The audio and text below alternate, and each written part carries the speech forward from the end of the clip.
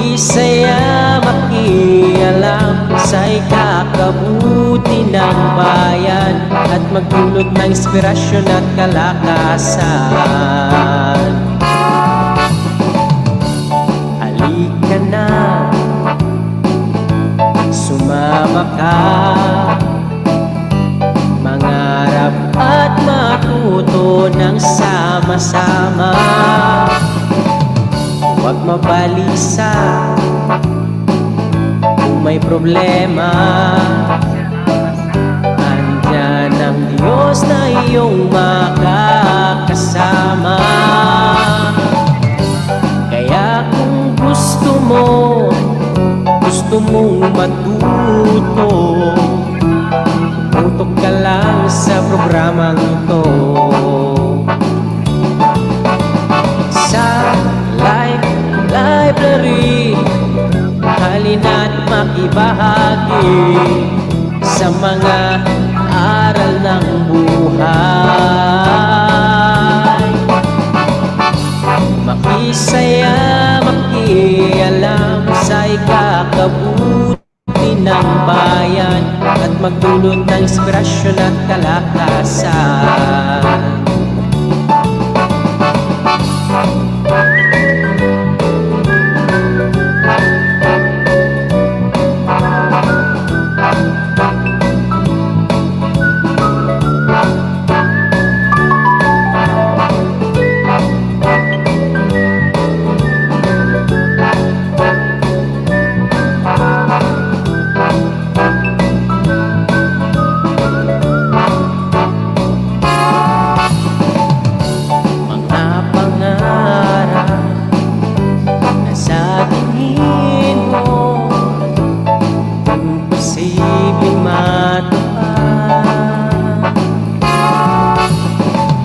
Magtiwala ka lang sa may kapal, lahat ng yan makakamtan. Sa library, halina't makibahagi sa mga aral ng buhay. Isaya makialam sa ikakabuti ng bayan at magdulot ng inspirasyon at kalakasan.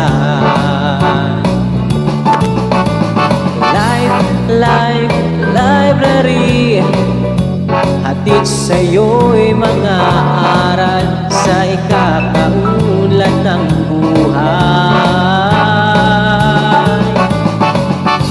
Kaya halika na, sumama ka, at huwag nang magpatumpik-tumpik pa. Kaya halika na, sumama ka, samahan si Dr. Esmenia.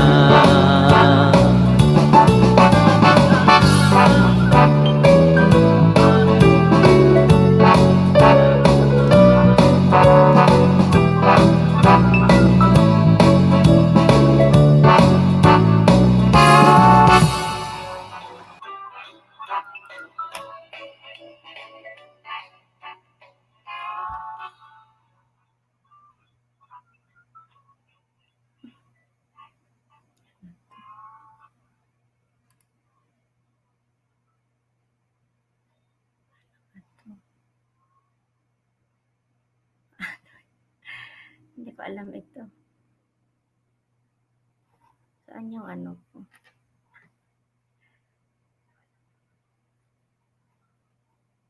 Hindi ko alam paano ko to galawin.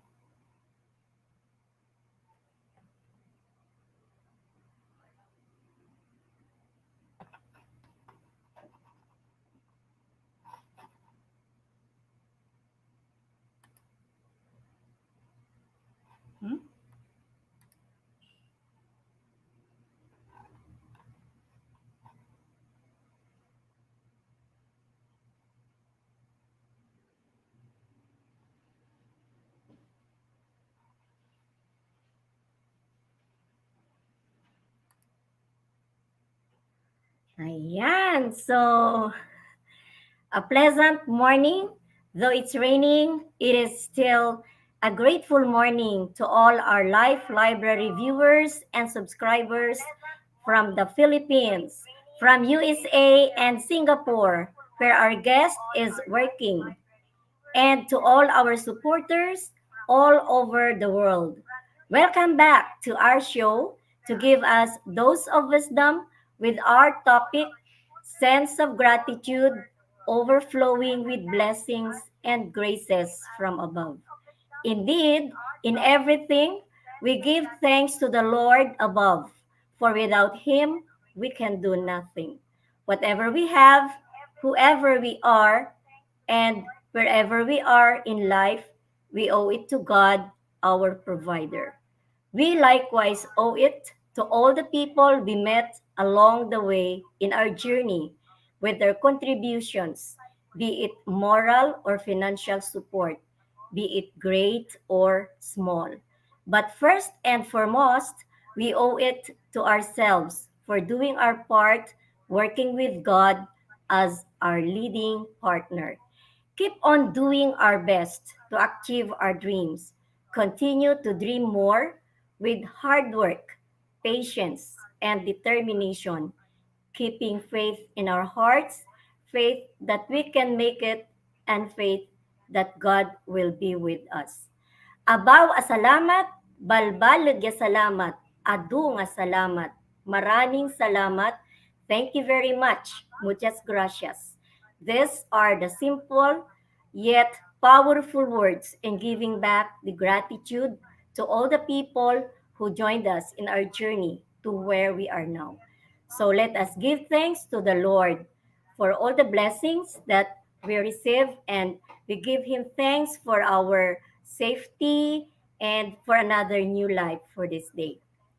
Now, without much ado, let me introduce a very significant person in the field of education as an inspirational and transformational teacher, a teacher leader who is passionately committed to student development, where he garnered numerous awards in the Philippines, in Singapore, and in USA as an outstanding teacher and educator, inspirational leader and teacher, and many more to mention. Hindi ko na kasi maisa-isa kasi ang dami talaga niyang award mula noong siya ay nag-aaral pa.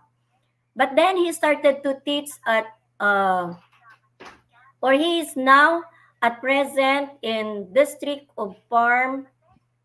Oh, I'm sorry. He started to teach in St. Jude Catholic School in 2000 to 2004. Then he tried his luck in USA and worked at School District of Palm Beach Country in Florida, USA in 2004 to 2007. Then at Los Angeles Unified School District in California in 2007 to 2016. And at present, he is working and teaching at Singapore American School in Woodlands, Singapore in July 2016 up to present. I am fortunate to visit Singapore with three of his former teachers for free travel and accommodation. He accommodated us for 1 week, bringing us to beautiful places in Singapore. And wait, there's more. He also brought us to a nearby country, Malaysia. Malaysia ba yung malapit doon? To Malaysia. Then, regarding his educational background, he graduated in Bachelor of Science in Mathematics for Teachers at Philippine Normal University in 2000 with a leadership award, and graduated magna cum laude despite of his situation as a working student. He earned his units in his master's degree in the La Salle University in 2003, his his post-baccalaureate on effective instructional practice or practices at University of Baguio, Philippines in 2007. Special education with emphasis on giftedness at Arizona State University, Arizona, USA in 2013. Master of Arts in Special Education at University of Perpetual Help in Laguna, Philippines in 2018 with Best in Thesis Writing Award. And just recently, he graduated from Doctor of Philosophy in Educational Management in Perpetual Health Systems in Laguna, Philippines. And of course, giving back the gratitude, sabi nga natin ay he's a man of really giving always giving gratitude to the person, to the people he was with. Kaya kahit na nasa Singapore siya, dumating ang mga biyaya sa Pilipinas. So we joined him in celebrating his, of course, success in finishing his doctoral degree.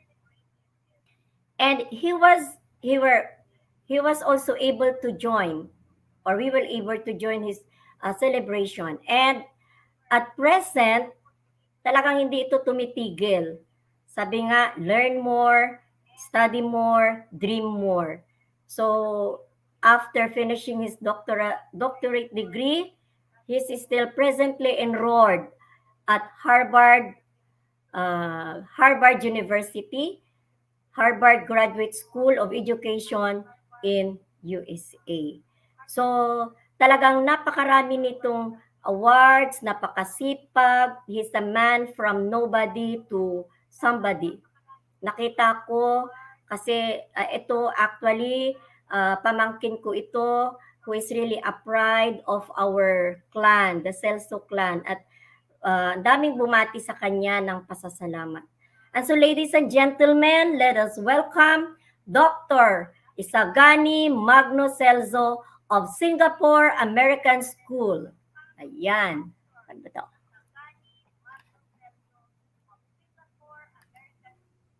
Ayan. So, good morning, Doc. Ayan. So, you may now, of course, I would like to thank you for responding to my invitation.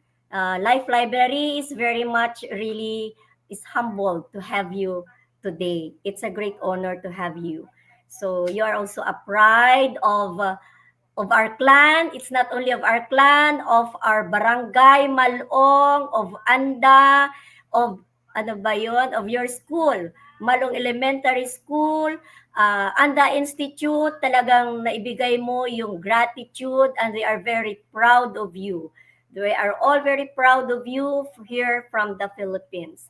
So, ayan, you may now greet our viewers all over the world. And of course, you may, before our conversation, you can have, if you have other things to tell us, then you may do so. Take it away. Maabiga buklas, kunran kababalian tamo sa Anda, Pangasinan. Magandang umaga sa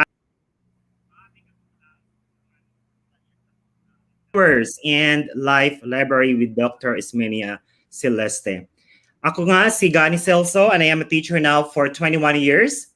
I have 4 years in the Philippines, 12 years in the US, and this is my 5th year now here at Singapore American School.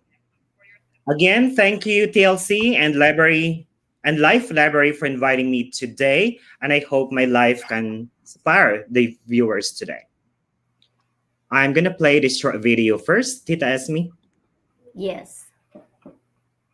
Ay, hindi. Ako ba ang wait lang. Also, math teacher at Singapore American School. Tonight we welcome 30 remarkable teachers who were selected by their peers, their students, and fans across Major League Baseball as Target presents People All-Star Teachers. They stir our imagination, ignite our curiosity, and to quote Minnesota native Bob Dylan, they build a ladder to the stars. Growing up in a remote island town of Anda in the Philippines has shaped me into a teacher I am today. Education seemed to be an attainable dream for the villagers, including my parents and 11 siblings, who gave up their education after grade school or high school. I have tried picking up bottles and cans, collecting and selling cardboard poops as fertilizers, selling vegetables and rice cakes in the village. After graduating high school, it was disheartening for me leaving my hometown and family. But I know that was my only option to realize my childhood dream of becoming a teacher. Sleeping in the garage and working as a janitor at D Life Superstore in Manila, combined with my academic scholarship, I managed to finish my degree in mathematics education and graduated magna cum laude at Philippine Normal University, the National Center for Teacher Education.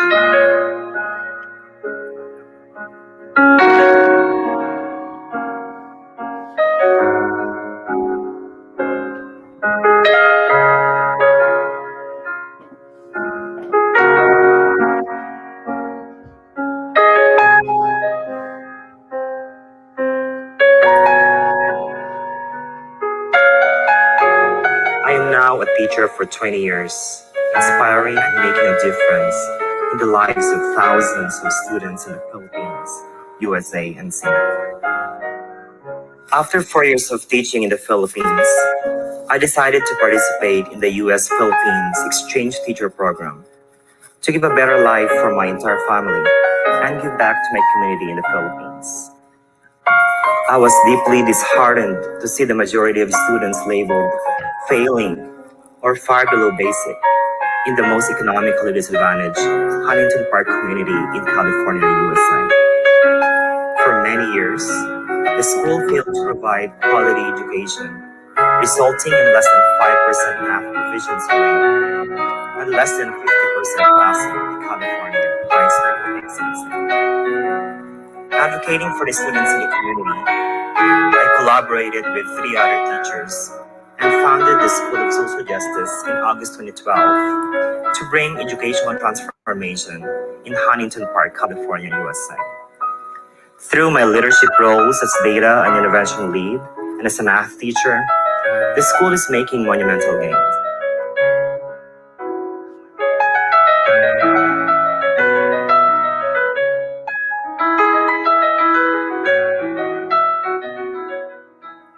There are still thousands of kids needing our support. For 20 years now, it has been my mission to be an advocate of education and the disadvantaged kids. Sharing pencils and school supplies through Lapis ng Pangarap campaign. Sharing my life experiences in conquering poverty and insurmountable obstacles. Give hope and inspiration to students to reach for their dreams.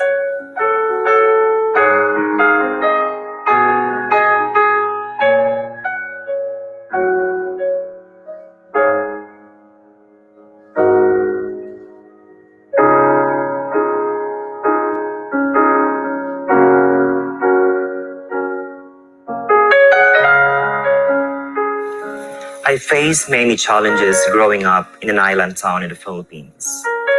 There was no power or electricity, no TV, so I was not aware what's happening in the Philippines and the world.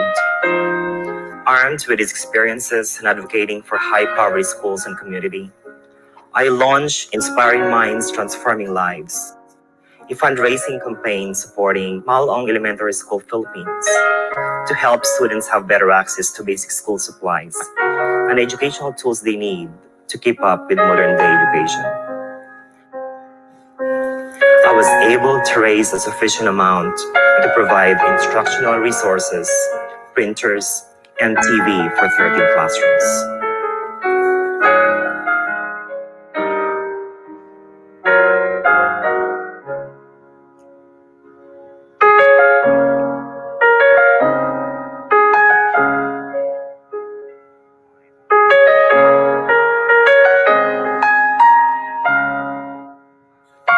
We Are in This Together is another fundraising campaign I initiated to unite the community of 18 barangays in Anda, Philippines, and supporters around the world to help in the construction of additional classrooms and creation of computers.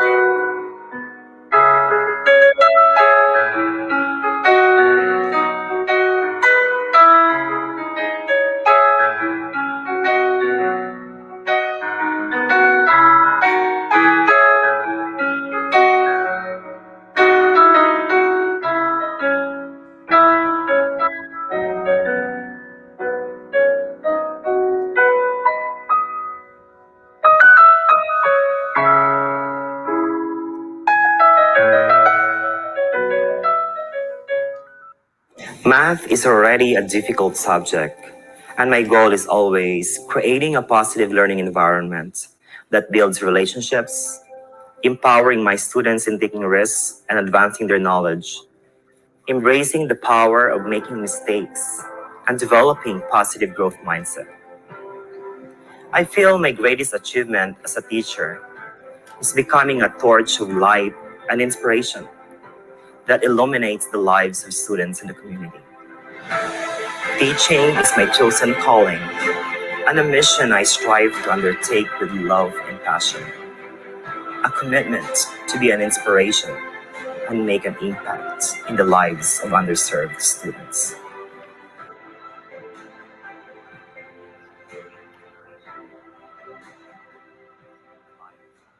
Ayan. So, thank you for that video that is really very very inspiring Ang dami talagang nakaka-touch. By the way, before we go on, gusto ko ding piyesta kasi ng ngayon, Sir Gani. And Piyesta ma'am, ng yung sa Bulinaw, yung Feast Senior Senior Santiago. Santiago. Yes, kaya busy-busy yung mga tao, nagsimba, hindi na rin Yes. tayo nakasimba, dito na lang kasi siyempre, meron tayong show. So, it's the feast day, Viva Senior Santiago. I Ayan, think so before we, yes, I think it was 2 years ago since pumunta ako ng simbahan ni Senior Santiago sa Bolinao. sa Kasama ko, Bulinaw, oo. yeah, I joined the Sir Max. Kasama ko siya at that time. Yes. So that was the last time na nakita mo ng Bulinaw ulit. So Yes, siya, before the 400, pandemic. yes, 414 years na pala yung Wow, ang ating ganda. simbahan. Yes. Yes. So before we start, let's first have a short break. Hello mga ka-TLC! I am Ace Perez. And I am Attorney Migs Nograles. Please watch Ask Attorney Migs. It's an online show that talks about our everyday legal concerns. Yes, and you can like our page and you can ask questions and we talk about your everyday situation. So we have cases to answer, mga PM nyo. We try to answer them. So get ready. Every Monday sa TLC, 6:30 p.m., Ask Attorney Migs. Dito lang sa TLC. So let us get ready for Bagong adlaw. Bagong Hisgutanang Legal. Ayan. So sa mga may tanong, ayan na. Magtanong tayo kay Attorney Migs. Attorney Migs. Okay. So as of now, ang tanungin muna natin ay Sorry. Ang tanungin muna natin ay ang ating guest. Bagong-bago, very fresh na doctor, graduate of Doctor of Philosophy in Management. Una, matanong muna kita, Sir, kasi hindi ko alam, Sir, pamangkin, Doc, Gani, Gani. Bakit educational management? Parang may naano ako parang siguro anong balak mo? Bakit ka kumuha ng educational management? Are there other plans in the future? Parang naaamoy ako eh. Hindi natin masasabi, Tita Esme. I have taken courses in mathematics education, special education, and I think it's great to learn something new. And I'm not closing my doors. Maybe in the future, who knows, right? Baka magkaroon tayo ng opportunity na magkaroon ng sariling school in the future o kaya pwede rin naman maging administrator. Pero my heart really nasa classroom. I've tried being in the classroom as an instructional coach when we founded a school in Los Angeles Unified School District. But I really find it fulfilling to be in the classroom, being with the kids all the time. So I'm really enjoying what I'm doing right now as a classroom teacher. But who knows? Again, maybe I could be an administrator in the future. So planning ahead, that's why I took the educational management and school management and leadership in Harvard as well. Yes, abangan ko yan. So you are going to manage your own school here in the Philippines. Ayan, abangan natin yan. So siguro, my first question is, to you, what is gratitude? Ano ba talaga yung meaning ng gratitude? And to whom are you really grateful in life? Parang Miss Universe question yan, Tita Esme. Yes. Mr. Philip and Mr. Universe. Yeah. Sige. Para sa akin talaga, well, gratitude is a thankful appreciation for all the blessings that we receive, right? Whether it's tangible, intangible, small or big. Kung ang ulam natin nga tuyo, dapat pasalamat pa rin tayo dahil may ulam tayo, right? Maraming mga kababayan natin na minsan walang kanin sa hapag. So kahit na tuyo ang ulam, we should be thankful for that. Kapag pumapasok tayo, I know you have experienced that also when you were going to grade school and high school. Minsan wala tayong baon, right? Na-experience ko rin yan. But we need to be thankful pa rin dahil nakapag-aral tayo. There are so many kids out there walang opportunity to be at school. Right now, during the pandemic, I know maraming mga tao nagreklamo about, different types of vaccines like AstraZeneca. We need to be grateful for that also, kahit na anong ayan ng vaccine. In fact, it's free for all, right? So for as long as wala tayong COVID, we're healthy, we should be thankful for that. A life without gratitude often results to unhappy and unfulfilling life. Do you agree with that, Tita Esme? Yes, very much, yes. So we have to be grateful kahit nagaano yung kaliit, sabi mo nga. Sabi nga nila, gratitude is also associated with greater happiness. Gratitude helps people feel more positive, relish good experiences, improve their health. Malaking factor nito sa ating health conditions. And putting a little gratitude in your daily life is a first step to achieving many of our hopes, our dreams, and our goals as well. Alam mo ba, Tita Esme, ang number one blessing blocker is a lack of gratitude. Lack of gratitude. Yes. A lot Kaya of people... I've seen that in you. Nakita ko sa'yo talaga, you're a person. Nakita ko you're a person with gratitude talaga. At kaya nakaka-inspire talaga. A lot of people want to be rich, but sometimes they don't want to go through the different changes and challenges, right? You have to be grateful kung ang income mo lang is 20,000 pesos a month, 50,000 pesos. A lot of people are mad because they are not making enough. If you stay mad, you'll never get there. So again, ang principle ng success talaga, it requires gratitude. It may sound cliche, lagi nating sinasabi, the more you're grateful for, the more God will give you. So we need to learn this principle and watch how your life will change. Yeah, in fact, maraming taong nagrereklamo sa buhay. Maraming taong nagrereklamo sa hirap ng buhay. But alam mo din, para sa akin, I am really grateful for being, hindi naman ako natuwang-natuwa na mahirap ang buhay ko. Pero I have to be thankful. Kasi with that kind of life that I experienced, I became strong. Dito ako, poverty really served as my driving force.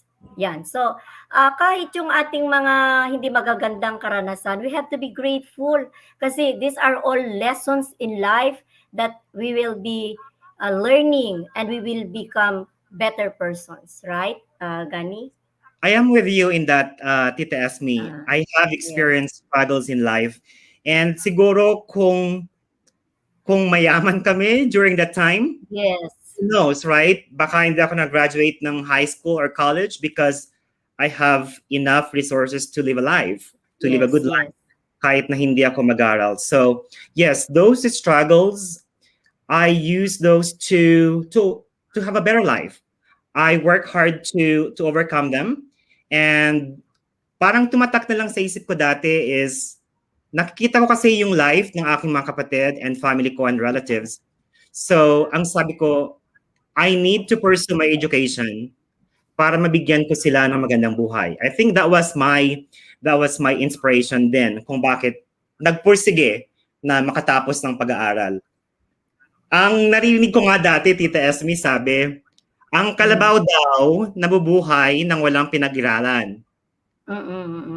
Narinig ko yan. Pero, well, parang yung time na yun kasi kapag nagsabi sa'yo ay medyo matanda na, may edad na, as a sign Yan of ang respect, sasabihin. nagiging quiet na lang tayo. Pero reflecting Yes. on that, actually hindi rin eh. Ang kalabaw, it's not a formal education, pero kung hindi mo siya tuturuan para mag-araro ng tama, Yes. 'di ba? Parang walang sense ang buhay, walang sense yung existence mo kapag wala talagang education, walang learning. So, yeah. Maraming I think part of your question is kanino ako grateful, right? You've mentioned that. Yes. Yes. Napakaraming mga tao na nagpapasalamat talaga ako sa kanila. Siyempre, isa na dyan yung aking family. Kahit na, mahirap ang buhay namin, hindi naman ho kaila sa mga kababayan natin dyan sa Malong, sa Anda, na talagang Yes. hirap ang buhay namin. But I'm really grateful na nandyan lagi yung family ko sa akin. Number 2, siguro yung mga teachers din. Teachers ko from especially grade school to high school. Hindi ko talaga sila makakalimutan. I can name my teachers. Grade 1 teacher ko si Mrs. Kalikdan. Grade 2 si Mrs. Osha. Grade 3 Mrs. Guzman. Grade 4 Mrs. Cardona. Grade 5 si Madam Sangaspar. Grade 6 si Madam Rose Cuesta. Although some of them already passed away, but still have good memories sa bawat isa sa kanila. Alam mo, Tita Esme, one thing na hindi ko makalimutan nung time ni Madam Leticia Sangaspar. I think she passed away last year siya namatay. Yes. Right after, di ba, you visited her. We visited her. Yun, hindi na rin nagtagal. Mga few months after na bumisita ka. That was a good, that was a good decision for you to visit her. Kasi, Kaya nga po. ayun, she passed away. Yes, I'm really thankful before dumisan na si Madam Sangaspar. Pero one thing na remember ko talaga sa kanya nung when we competed in Lingayen sa nutrition, it's a quiz bee sa nutrition month. I didn't win first place, I won second place during that time. Pero ang hindi ko talaga makalimutan sa kanya is first time kong nakatikim ng napakasarap na ice cream. Napakasarap na hindi kaya ng ordinaryong sorbetes ba dyan sa time natin. Pero it's I think it was a wafer, it's like caramelized cone. So natuwa talaga ako nung binigyan niya ako ng ice cream na yon. I won second place, and you know what, she was really my greatest cheater during the competition. Kasi ilang beses na nagkaroon ng tiebreaker question. Ang final question is yung theme. Napakadaling question actually. Theme lang ng Nutrition Month that year. I don't know, hindi ko talaga maisip ano yung theme during the time. Pero nasa harapan ko siya, she was signaling. Kasi yung theme pala ay nasa likuran, nasa stage. So hindi ko nakikita.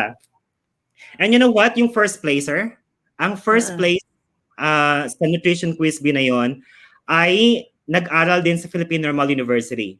She also graduated magna cum laude, majoring in physics. Ay talagang very tight ang competition. Hanggang sa PhD, nagsundan kayo. Ayun. So yeah, nagpapasalamat nga ako talaga na na-meet ko pa si Madam Sangaspar before her final days. And in fact, kasama talaga dapat siya sa pag-travel sa Singapore. Yes. I thank you talaga at napasama din ako. Kahit hindi mo ako picture. Well, Tita Esme, you're one of my role models talaga naman when I was in grade school. I know nag-guest speaker ka din sa Malong, and we learned a lot from you.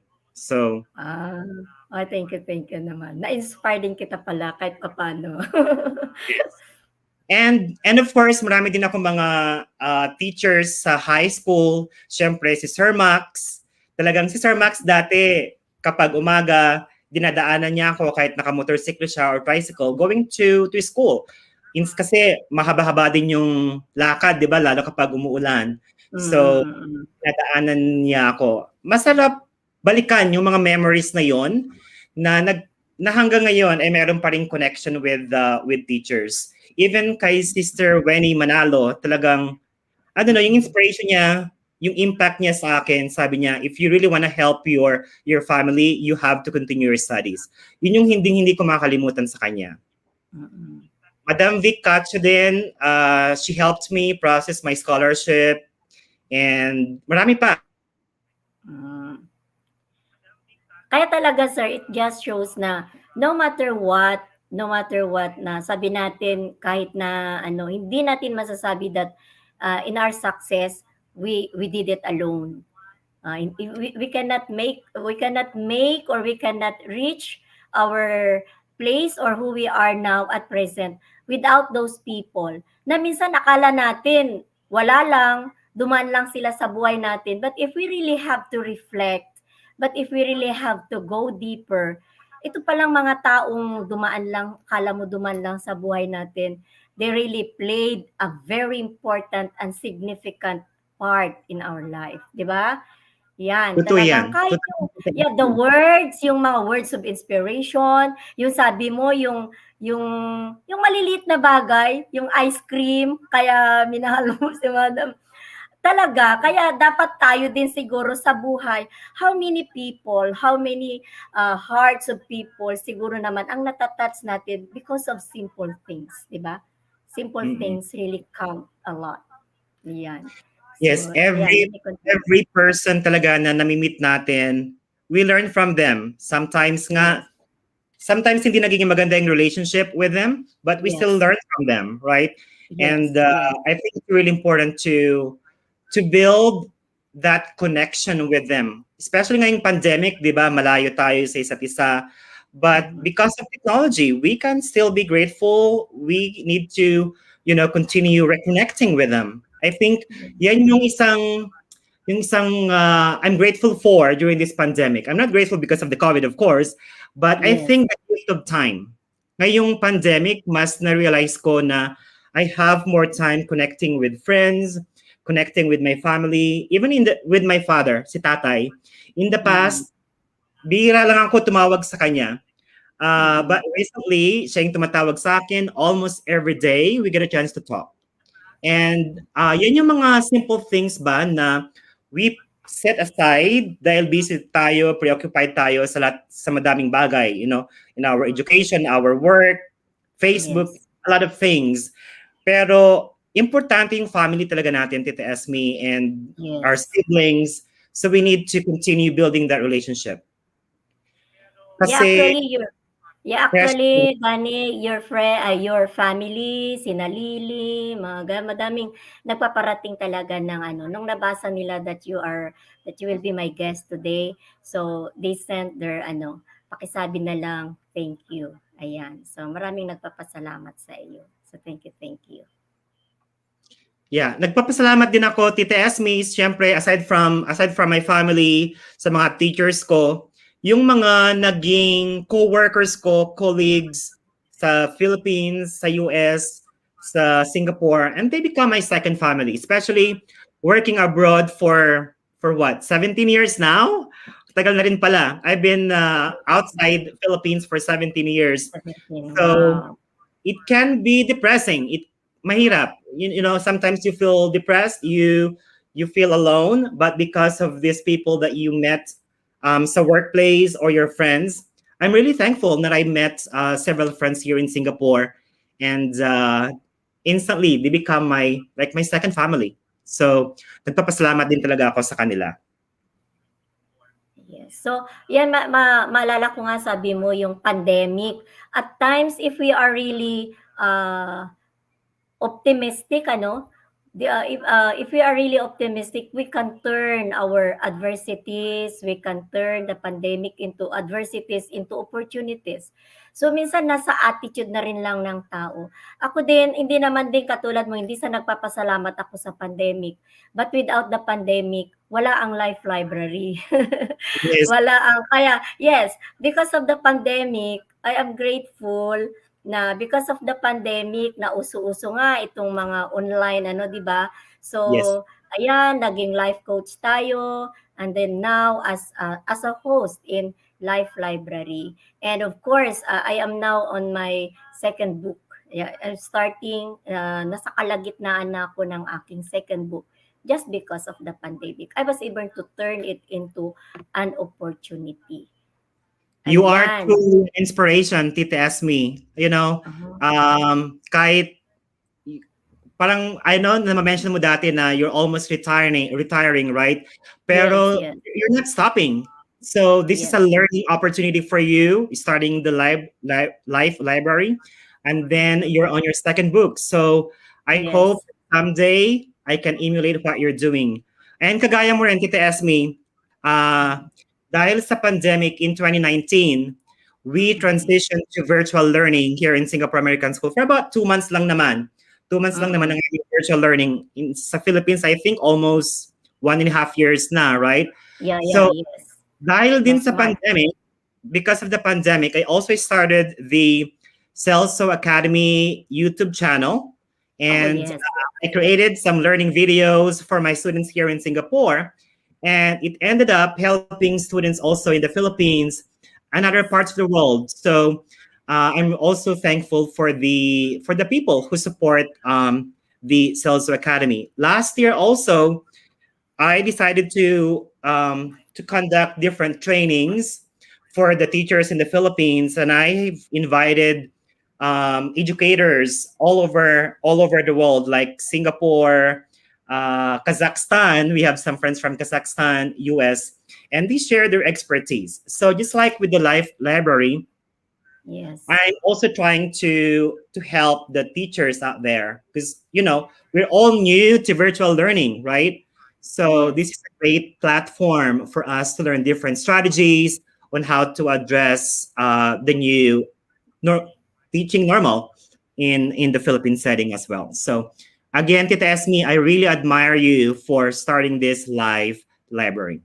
Yes, thank you, thank you. Kasi alam mo ako, I don't have any, hindi naman ako din, gumanda nga naman ang buhay natin, but not that that talagang tumaas. Pero ako, I wanted to share. What I have is, what I can consider my treasure are my experiences. My experiences, the things that I learned, the knowledge, the wisdom, through vicarious and personal experiences. These are the things that I wanted to share as my legacy. In the book that I am writing, it's the book of my life that I hope that hindi ko isinulat yun para ibida ko yung buhay ko, kundi I am hoping that my life will be an inspiration to the youth to achieve their dreams also. Kasi para sa akin, Gani, hindi yung mataas din yung narating mo, kundi considering kung saan ako nanggaling, sa ngayon, it's already a very far, malayo ang aking narating. Considering saan ako nanggaling, ang layo-layo na ng aking narating, kahit hanggang dito pa rin lang na tayo, literally sa Pilipinas, at saka kung ano man tayo ngayon. But it's too far away. I've gone far away, of course, when it comes to at least financial, yung kaalaman, ayan, na pwede natin i-share. Sabi nga in our coaching is die empty. So dying empty means I have to leave everything. Everything that I know, everything that I have to live to the world. Sayang. Hindi ko bibit-bitin yung mga kaalaman at ililibing. Iiwanan ko yan through the books that I will be writing and through Life Library and other means that could be possible. Okay? Yes, lahat ng mga blessings natin will be meaningless kung hindi natin yan i-share, right? So, yes. Blessings are meant to be shared, and especially sa ating mga families.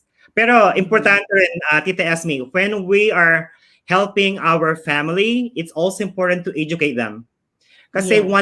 one of my mistakes when I was, ma-share ko lang, Tita Esme, when I first traveled to the US and worked there, so, like, no limit. Kung anong pangailangan ng family ko, I just, send them. Walang minsan talagang sagad sa budget when I was in the US. Pero hindi ko na-realize na doing that, hindi natuto yung mga siblings ko, right? Yes. One of my frustrations talaga is that nag-start silang pumasok sa university. but they decided to quit studying, and then, hindi natapos yung pag-aaral. So that's one of my frustrations. Pero I think next month, si Bunso ay Wow. siya Yes. after his second try. Because, nung nag-start siya sa college, first year college, he failed all his subjects. So, Really? ang sabi ko sa kanya during that time, kung hindi mo pagigihan yung pag-aaral mo, you might as well stop. So, nag-stop siya for what? 4 years? And then recently, in 2017, nakiusap siya sa akin, Kuya, pwede mo po ba akong pagbigyan second chance para mag-aral ako?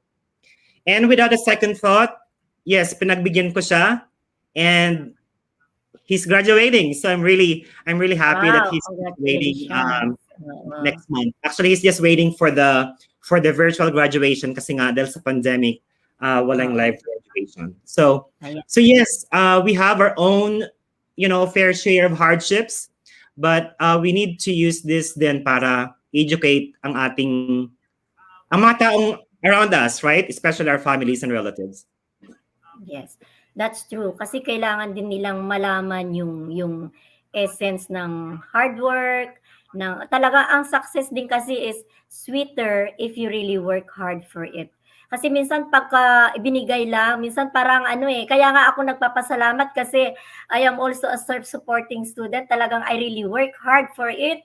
Dugot, pawis, para akong umakyat sa isang, I consider myself climbing a mountain, duguan, mahulog, akyat, duguan, pero nang narating ko, oh my God, talagang indescribable, hindi ko ma-describe yung happiness.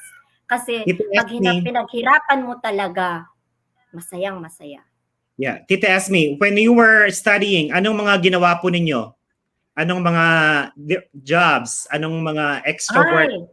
Ako naman, syempre, right after college, syempre high school, scholar din ako ng pare. Tapos sa College of the Holy Spirit. Pero in a shorter period, nag-Manila ako kasi mahabang kwento. Yan, nasubok ko ang Nagyaya ako kung kilala mo yung anak ni Baying Onden, si Ate Persing. Oh, yes. Si Chiche, the only daughter. Ako ang nagyaya doon, nagyaya ako. Siyempre, when I was at the College of the Holy Spirit, kahit na scholar, sabi nila, naglilinis kami, janitress, factory worker, ilang factory yan. Ayan, when I was already in factory, I had the chance to work. So ang dami, nagtrabaho ako, servidora, nabasag ang mga plato, pinabayaran sa akin ang mga plato, kasama ko, alam mo si Chua, 'di ba, si Kapitana, kasama ko yan din nag-a-apply, yes. Nagtinda kami sa palengke. Yeah, parehas kaming mahiyain, tumakas kami. A lot more. Talagang grabing At ito, ma-share ko lang saglit lang yung education, bakit napaka-importante ng education? Kasi it will free us from ignorance. Sabi niya, naghanap ako ng trabaho. Sabi accept bed spacer. Akala ko trabaho. Wow, apply ako ng apply sa Manila. First time kong pumunta na. Yung pala, buti na lang, walang bakante. Yeah, pero very ako din. Sabi ko, wow, okay lang yan. Madami pa, Esmenia, madami pa. Tingin sa kanan. Sa recto, tingin sa kanan. Accept bookbinding. Wow, ang dami naman palang job opportunity. Bookbinding, anong gagawin? Magtali. Yeah, na-experience ko yan. Bumaba ako sa, ano ba yon, yung maraming daan. Naligaw-ligaw. And a lot more. Madami din. Just like you. Diba? Okay, napakasarap balikan yung mga experiences, struggles natin, diba? Mas sweet talaga yung achievement yun because of those humble beginnings. Yes. Yeah. And I don't have a book kung wala akong mga karanasan na yan.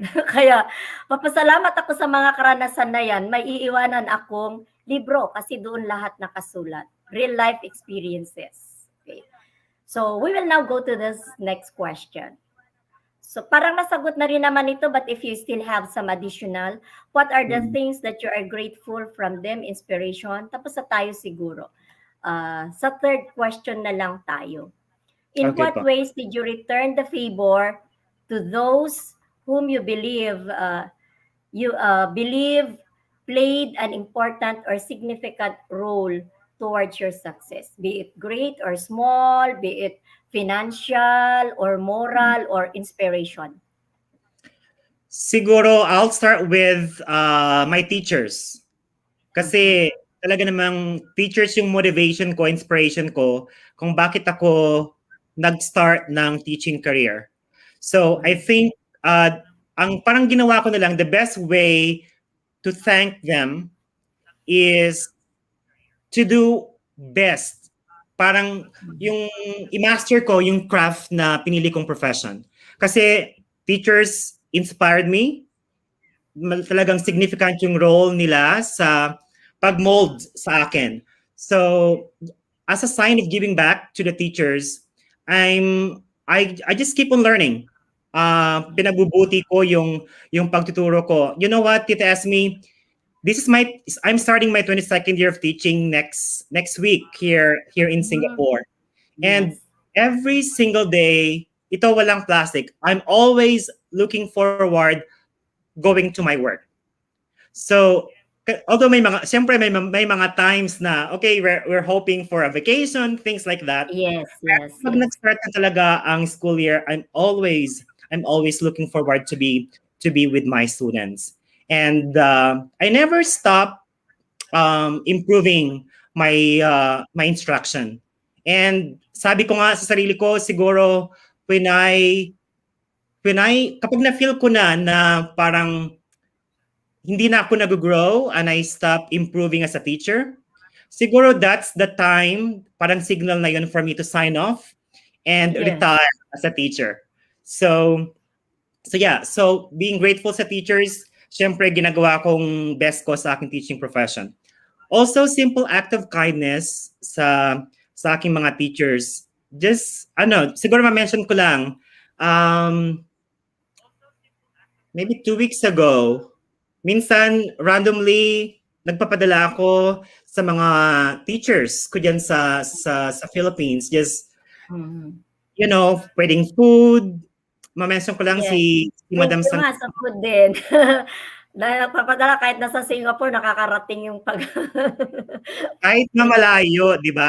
Thanks to Yes. technology, kahit na malayo, we can still show our appreciation, our gratitude to all the people who impacted our life. Siyempre, talaga sa akin, teachers talaga major and significant talaga yung impact sa akin. So, that's one. Yung simple things like that, yung appreciation, yung simple gesture nga ng food or during the time, minsan papadala ko pambili ng milk, diaper. Kasi lalo kapag matanda ka na, di ba? Sometimes hindi naman enough yung pension as a teacher, right? And maalala ko lang din si Dr. Edwin Ampler, right? Yes. Oh, he passed away, di ba? Oh, he just passed away. Lagi ko siyang ka-chat dati and lagi niya sinasabi, hey Gani, pwede mo bang matulungan ang ANDA schools? We have this project, things like that. Yes. So, syempre, kapag may mga extra budget tayo, I always say, okay, papadala na ako, ganon. So, hindi naman talaga ako mahirap pakiusapan hanggat meron talaga. And lagi kong sinasabi, ang blessings naman ay sinishare talaga. Lalong-lalo na pagdating sa mga students, sa mga teachers sa schools. Very close talaga sa aking puso. So, tumutulong hanggat kaya. And as an advocate of education din, kagaya ng na-mention ko sa introduction, I have launched different projects like Lapis ng Pangarap. One project yan. Kasi when I was in grade school, talagang nag-stay ako after school para kumuha lang ng mga lapis kasi nga walang pambili ng lapis. So, I started that to inspire students na kahit na wala silang pambili ng lapis, they need to continue persevering para matapos sila yung education nila. So, that's Lapis ng Pangarap. I also launched the project Inspiring Minds, Transforming Lives. And we also have Classroom Without Walls. We started that few years ago here in Singapore, where we traveled to Indonesia, and we live with the community para maki-assimilate ka with the community, and maraming mga bata din kasi sa Indonesia na hindi rin nakakapag-aral, less fortunate. So providing support, ganon. So, and motivating them as well. What else? Appreciation din sa teachers. You mentioned 4 of my teachers, including you, Tita Esme, have traveled here in Singapore. Yes. Kasi alam mo naman sa atin, di ba, parang it's a lifetime opportunity. Parang hindi, marami mga teachers sa atin ang hindi nakapag-travel outside the Philippines. So, that was my first time to travel. And it might be my last time. Hindi pa siguro. I'm sure hindi pa. Yeah, so I think I was really happy na nagawa ko yun to treat my previous teachers, like si Sir Max, si Madam Rose, kayo po, at saka si Madam Tigna. Yes. So, how was that experience? Kasi 1 week din kayo dito. 1 week nga eh. It was really very memorable. Talagang ganun pala yung experience. Siguro paglipas ng panahon, parang andyan pa rin. The memory will always remain. Na talagang gratefulness. The gratefulness also will always remain. Talagang very thankful kami din. Talagang lalo na ako din. Talagang forever na thankful na ako sa'yo because of that opportunity talaga. Ayan, it was really a blessing. My Ako pleasure. naman, in support naman doon sa, parang gusto ko din muna doon sa gusto kong mag-react doon sa sinabi mo kanina, yung kalabaw. Mag-react ko ng konti. Kasi ako naman, talaga tayo siguro in the new generation, siguro yung old generation, talagang ganun sila kasi they were really able to survive without education. Parang during their days, wala naman yata talagang nag-aaral. Sino ba yung nag-aaral lang noon? Parang wala, di ba? Nag-start sa kanino bang generation? Yan, generation nag-start ang education. So ako naman, tayo naniniwala that education is the only hope for success. If you really want to have a successful life, a comfortable life, you study. Ako noon, that is my last hope and the only hope na we will be really elevated from the kind of life that we had, that my family had. Sabi ko, tanging edukasyon. At sabi ko pa nga, hindi ako uuwi nang hindi ko dala ang tagumpay. But you know what? Binakli ko din yon. Yes, medyo binakli ko din yon kasi in between dignity and my success. Kaya nga sabi ko, I went back home without success as a failure, but not to stop, but then to take a rest and then continue again. Pinili ko naman kaysa makipag-live-in ako, ganun, alam mo naman tayo noon, pag-aralin ako, malay ko, iniwanan din ako, ganun. So umuwi akong bigo, but hindi naman temporary lang yon. Kasi after which, bumalik ako. Pabalik-balik. Marami din akong downfall, matanggal sa trabaho, namatay din ang nanay ko, nag-asawa ulit ang tatay ko. So many disappointments, so many pains na kailangang i-overcome. Kasabay ng my mother was fighting for survival, I was fighting for my own survival, and everybody was fighting for our own survival. So, napakahirap. But I was thankful na na-overcome ko lahat. Na natuwid ang landas. Ayan. So, we have that in common. Yes, yes. Masabi ko lang, alam mo yung kasabihan na yan, nabubuhay ang kalabaw kahit walang pinag-aralan. Mas masakit, Tita Esme, kung marinig mo siya sa galing mismo sa magulang mo. Right? Yes. Sa magulang. Hindi naman kailangan na, hindi naman talaga, what do you call this, uliran yung family namin during that time. Pero, oo, siguro nagkaroon din ako ng sama ng loob, kahit konti. Yes, sama ng loob. Pero I never stopped na magbago sila. Kasi, after high school, lumuwas ako ng Manila. And because of my scholarship, nakakapagpadala pa ako ng kaunti para sa family ko. And I remember, nagsusulat pa ako ng letter para sa parents ko para mabago yung mindset nila about education. And yun nga, after 4 years, nakita ko naman yung pagbabago, kaunting pagbabago, lalo na ng aking tatay. And I'm really grateful talaga na humaba pa yung buhay niya, and then nagkaroon siya ng opportunity to correct himself, na magbago, and natanggal lahat ng mga bisyo, things like that. And so siguro yun talaga yung parang malaking pasasalamat ko, na kahit na ganun yung narinig ko during that time, hindi naman ako nagtanim talaga ng sama ng loob na matindi, and ginamit ko siya para i-educate my family and to uplift our lives din naman talaga. So dahil nga we're blessed din naman na maganda ang ating work, and kahit paano well enough naman yung salary din sa Singapore. So I get a chance to support my family din financially, and kagaya ng sinasabi ko, I always try to educate them with finances din. How to handle finances as much as possible, mag-start ng business, things like that. Para hindi lang para sa kanila kundi para sa mga anak din nila. So, sige po. So education talaga. Ang ganda napaka-important. Oo, ang ganda. Paubos na yung oras natin. Pwede tayo mag-extend ng 5 minutes. So, saglit lang. Ano pa ako ng isa.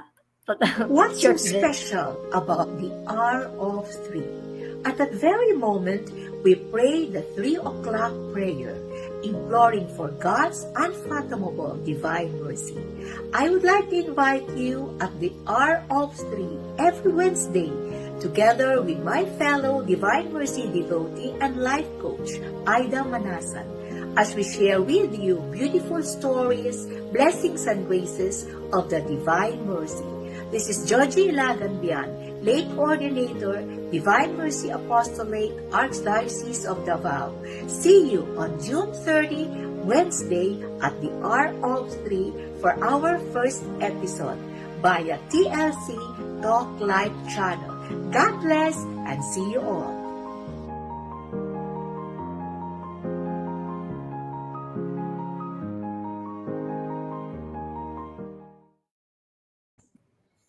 Ayan, so siguro before I will ask your final message to all our viewers, I just would like to summarize what I learned from you, that other people that our viewers might also learn, na talagang number one, syempre kaya naisip kong topic ang gratefulness, because I've seen nga in your attitude the sense of gratefulness.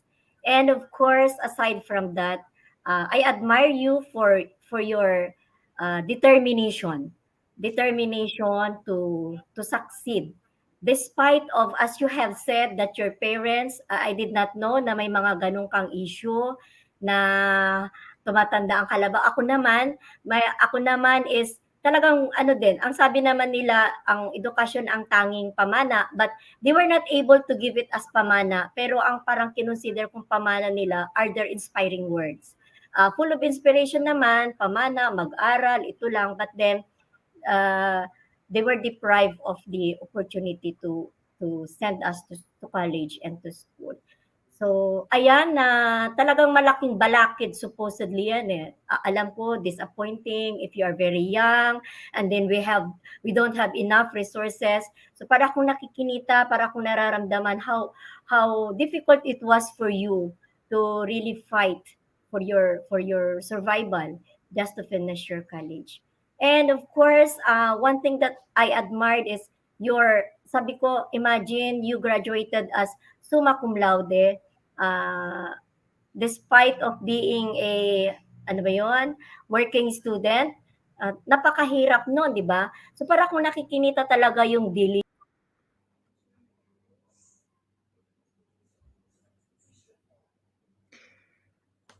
I think there was a problem with Dr. Esme. I hope that she can join us in a few moments. And hold on, give me a few minutes. Maybe she can join us. If not, I will close this live session.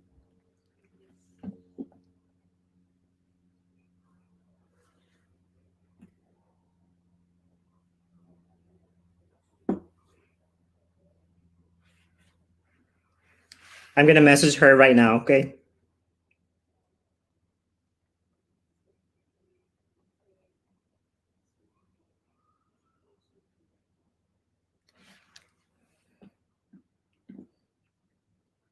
Siguro while waiting for her, I will just give my final message to all our viewers. And first, reflecting on my humble beginnings, we all need to experience life with more than just passion for change. We need to develop our grit and resilience to overcome profound challenges. That's one. Second, to the professionals and aspiring professionals, I'd like you to continue investing on your credentials. Never cease improving and learning. If you stop learning, I think that's the sign that you need to sign off and retire on your profession. Finally, a little gratitude in your daily life is the first step to achieving many of your hopes, your dreams, and your goals. As we always say, the more you're grateful for, the more God will give you. And try to learn this principle and watch how your life will change. And finally, I encourage everyone to perform random acts of kindness. Again, thank you so much for watching Life Library and TLC. Have a great day, everyone.